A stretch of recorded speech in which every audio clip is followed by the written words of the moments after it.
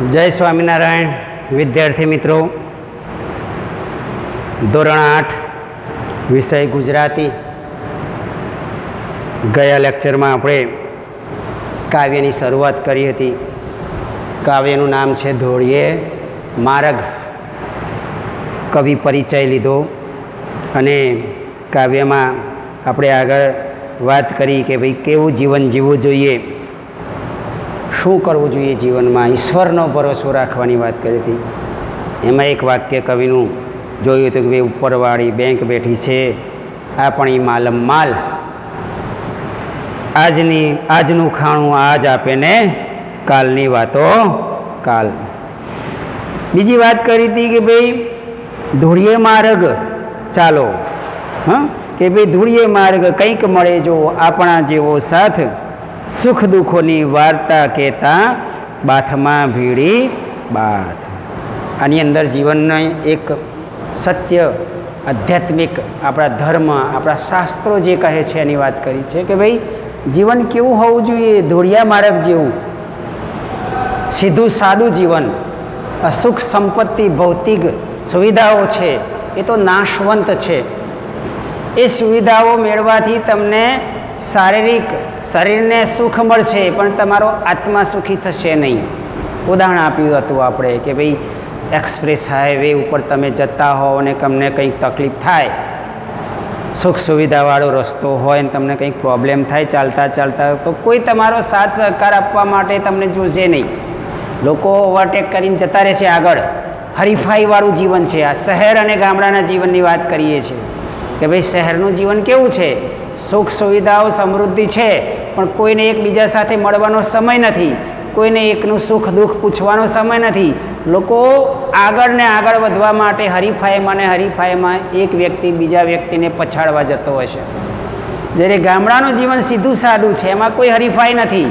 લોકો સાથે મળીને સંગે રંગે કામ કરીએ મુલક આબાદ જોને, એવું કાવ્યમાં તમે આગળ ભણી ગયા છો કે ભાઈ બધા ગામડાના લોકો એકબીજા સાથે રહી એકબીજાને સહકાર આપે છે.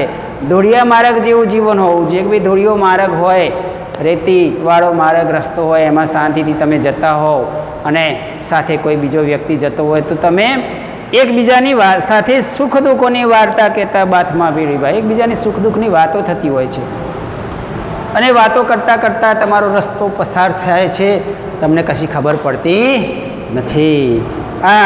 અહીંયા કવિ કહે છે. બીજી આગળ વાત કરી છે કે ભાઈ ખુલ્લા ખેતર અળખે પડખે, માથે નીલું આબ, વચ્ચે નાનું ગામડું બેઠું, ક્યાં આવો છે લાભ.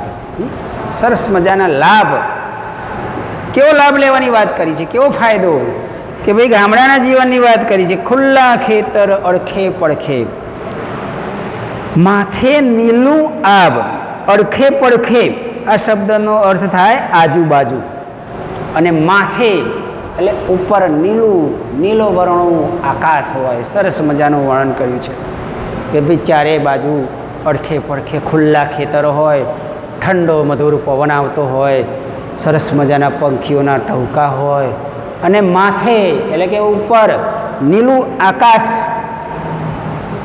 ઉપર ગગન વિશાળ હોય, અને વચ્ચે નાનું ગામડું બેઠું, ક્યાં આવો છે લાભ. અને આવા સરસ મજાના કુદરતી વાતાવરણ વચ્ચે ચારે બાજુ ખેતરો અને વચ્ચે સરસ મજાનું નાનકડું ગામડું હોય.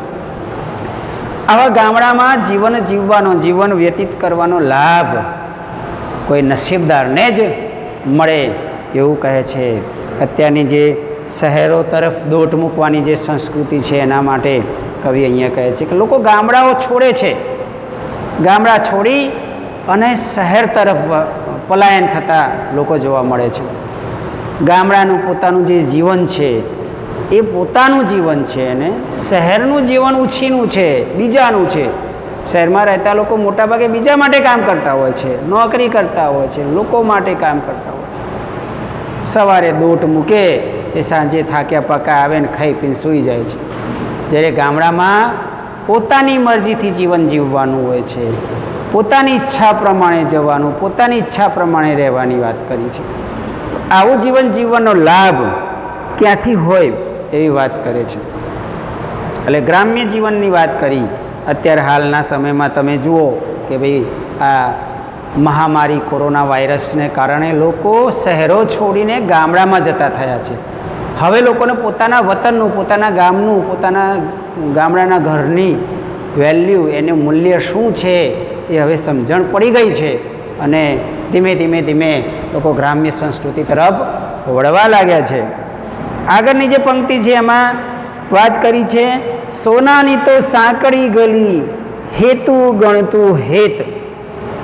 શું કહે છે? સોનાની તો સાંકળી ગલી હેતુ ગણતું હેત, માનવી દોઢિયા માટે દોડતા એમાં જીવતા જોને પ્રેત. શહેરી જીવન જે છે ખૂબ જ વ્યસ્ત જીવન છે અને સોનાની સાંકળી ગલી સાથે સળગાવે છે.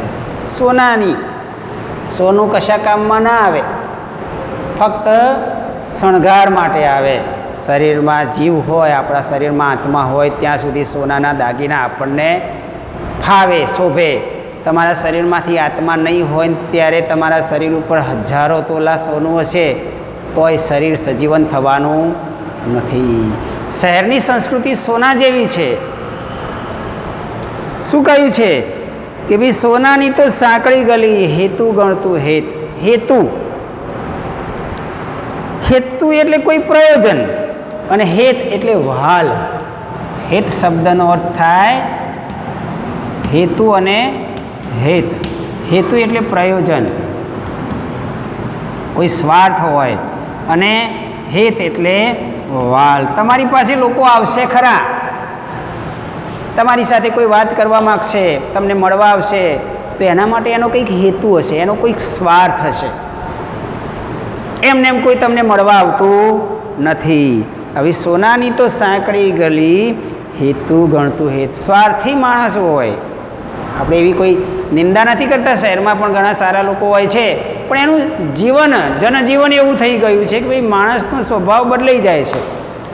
લોકો કામ પૂરતી જ વાતો કરે છે, પોતાના સ્વાર્થ માટે એકબીજાને મળતા હોય છે. અને શહેરના લોકો કેવા ગણ્યા છે? પ્રેત સાથે સરખાવે છે. પ્રેત એટલે ભૂત અથવા તો પ્રેતાત્મા.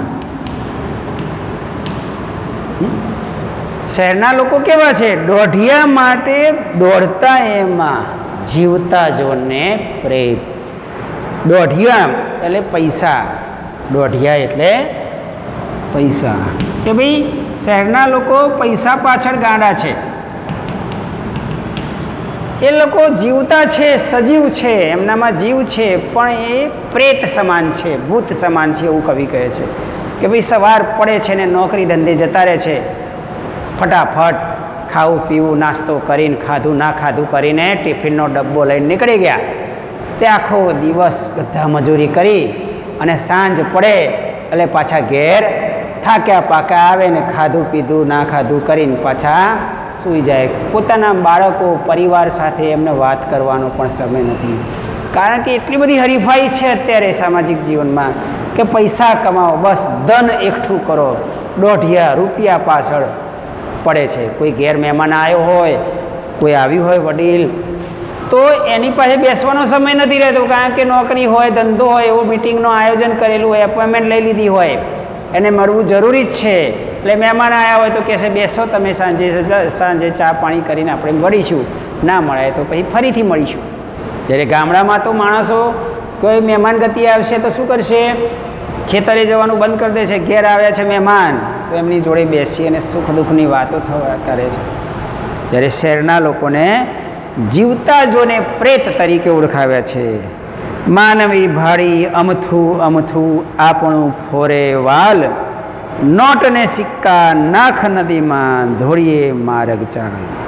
હા, લોકો શું કહે છે કે ભાઈ આજે જીવન છે એ માનવી ભાડી અમથું અમથું. મનુષ્ય એકબીજાને જોઈ જોઈને ખાલી ખાલી અમથું અમથું હાસ્ય કરે છે, એકબીજાની સામે જોવે છે ને મલકે છે ને પોતપોતાના રસ્તે જતા રહેતા હોય છે. એકબીજાને સુખ દુઃખની વાતો કરવાનો સમય નથી. આવું જીવન કેવું છે? નકામું છે, કવિ એવું કહે છે. આ નોટ અને સિક્કા નાખ નદીમાં, દોડીએ માર્ગ ચાલ. કવિ સરસ મજાનું આ વાક્ય કહ્યું છે કે નોટ અને સિક્કા નાખ નદીમાં.